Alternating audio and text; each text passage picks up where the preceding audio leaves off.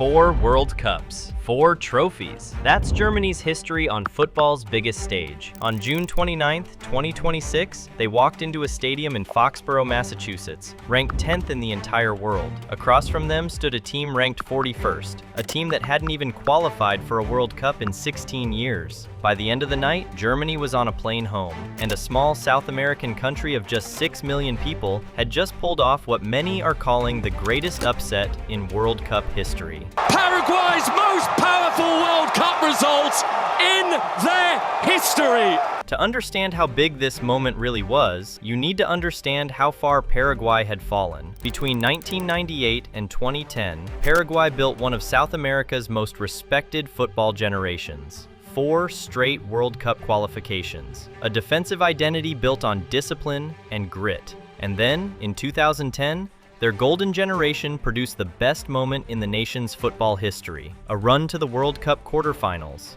eliminating Japan on penalties before falling to Spain, the eventual champions, by a single goal in the 83rd minute. It remains, to this day, the best result Paraguay has ever produced. And then, almost nothing. Paraguay missed the 2014 World Cup. They missed 2018. They missed 2022. 3 consecutive failures. An entire generation of young Paraguayan footballers grew up never seeing their country play on the world's biggest stage. By 2024, Paraguay had cycled through 11 different head coaches in just 13 years. Their qualifying campaign for 2026 had started in the worst possible way. 6 matches in, they'd scored just 1 goal. Something had to change. In 2024, Paraguay brought in Argentine coach Gustavo Alfaro, a journeyman who'd already managed 13 different clubs across nearly 3 decades. It worked. Alfaro turned Asunción into a fortress. Paraguay began grinding out results that on paper looked impossible. Wins over Brazil, wins over Argentina, wins over Uruguay. None of them pretty,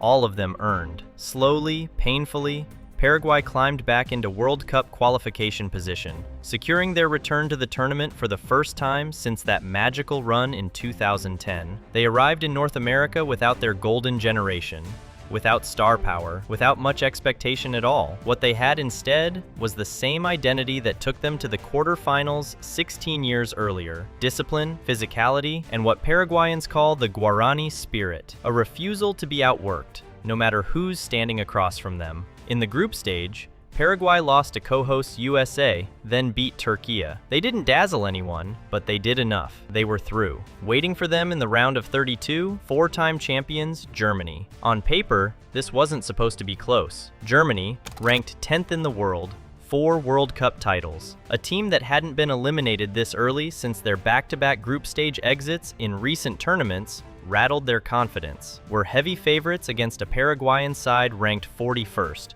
With 0 World Cup knockout goals in their last 5 attempts at this stage across history. 3 minutes before halftime, against the run of play, Paraguay struck first. Midfielder Miguel Almirón sent a hopeful ball into the box. Julio Enciso rose above Germany's defense and headed it past Manuel Neuer. 1-0 Paraguay, their first ever goal in a World Cup knockout match. Germany responded, as everyone expected they would. 8 minutes into the second half, Florian Wirtz's cross found Kai Havertz, who headed home the equalizer, 1-1. Order, it seemed, was being restored. Germany dominated possession. They pushed. They probed. Paraguay's goalkeeper, Orlando Gil, produced save after save to keep his team alive. And then, deep into extra time, the moment that would define the entire match. Jonathan Tah rose to meet a corner and headed the ball home. Germany's players erupted. The bench emptied.